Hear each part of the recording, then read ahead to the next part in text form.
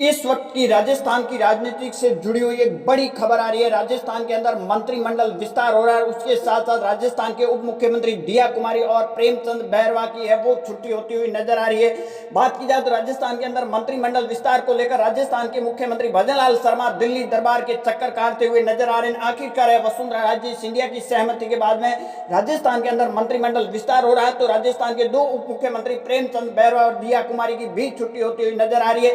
प्रेमचंद बैरवा की जगह करोड़ीलाल मीणा को जगह मिल सकती है, तो दिया कुमारी को की जगह आखिर किसको है वो जगह मिलेगी। और दूसरी ओर जोधपुर संभाग से 3 विधायकों का नाम आ रहा है जो मंत्रिमंडल में शामिल किया जाएगा। अब देखिए, राजस्थान के मंत्रिमंडल विस्तार को लेकर पिछले लंबे समय से सरगर्मियां हैं वो तेज होती हुई नजर आ रही, परंतु आखिर वसुंधरा राजे सिंधिया की सहमति के बाद में अब दिल्ली से हरी झंडी है भजनलाल को मिल गई है। भजनलाल पिछले कई हफ्तों के अंदर बात की जाए, पिछले 2 हफ्तों में कई बार है वो दिल्ली दरबार के चक्कर काटने के बाद में आखिरकार एक नियुक्ति तो मिल गई है, परंतु अब मंत्रिमंडल विस्तार को लेकर खाका भी तैयार हो चुका है। इस सब के बीच में एक बड़ी खबर ये आई है कि राजस्थान के 2 उप मुख्यमंत्री प्रेमचंद बैरवा और दिया कुमारी की कुर्सी पर खतरा मंडराता हुआ नजर आ रहा है। तो कई राजस्थान के 3 मंत्रियों की छुट्टी होती हुई नजर आ रही है, तो कई मंत्रियों के मंत्रालय के अंदर भी फेरबदल होता हुआ आपको नजर आएगा। राजस्थान के अंदर बात की जाए, राजस्थान के भजनलाल मुख्यमंत्री और उप मुख्यमंत्री सहित ये संख्या 24 है और इसकी जो संख्या है वो 30 तक होनी है। राजस्थान के अंदर पंचायती राज चुनाव से पहले राजस्थान की भजनलाल की सरकार एक सरप्राइज एज है वो मेंटेन करने में जुटी है, तो उसको लेकर अब राजस्थान के अंदर मंत्रिमंडल विस्तार है वो किया जाएगा। जोधपुर संभाग से बात की जाए तो बाबू सिंह राठौड़ जो खींवसर सीट पर बीजेपी को लंबे समय के बाद में चुनाव जीतने में कामयाबी हासिल मिली और प्रभारी के तौर पर बाबू सिंह राठौड़ ने भूमिका निभाई थी, उसका कहीं कहीं बाबू सिंह राठौड़ को भी अब इनाम मिलता हुआ नजर आ रहा है। और उसके बाद में भेराराम सियल जो ओसिया के विधायक माने जाते हैं वसुंधरा राजे सिंधिया के खेमे के और संघ के बहुत ही करीबी माने जाने वाले भेराराम सियल को भी इस बार मंत्रिमंडल में है वो जगह मिलती हुई नजर आ रही है। दूसरी ओर वसुंधरा राजे सिंधिया के करीबी और वसुंधरा राजे सिंधिया के टाइम मंत्री रहे पुष्पेंद्र सिंह राणावत को भी जगह मिलती हुई नजर आ रही है। इसके साथ बात की जाए तो कई मंत्रियों की छुट्टी भी होती हुई नजर आएगी और इसके साथ कई मंत्रालयों के अंदर फेरबदल होगा, परंतु राजस्थान के 2 उप मुख्यमंत्री प्रेमचंद बैरवा और दिया कुमारी के मंत्रालयों के अंदर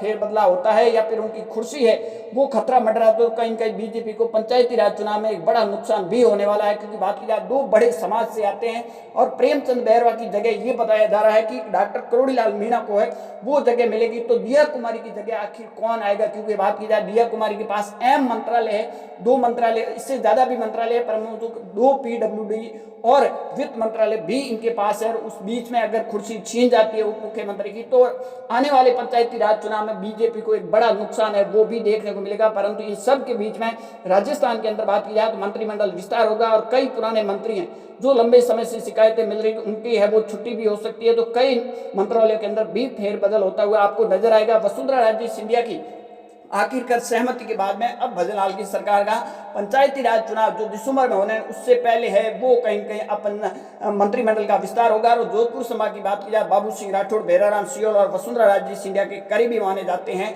पुष्पेंद्र सिंह राणा।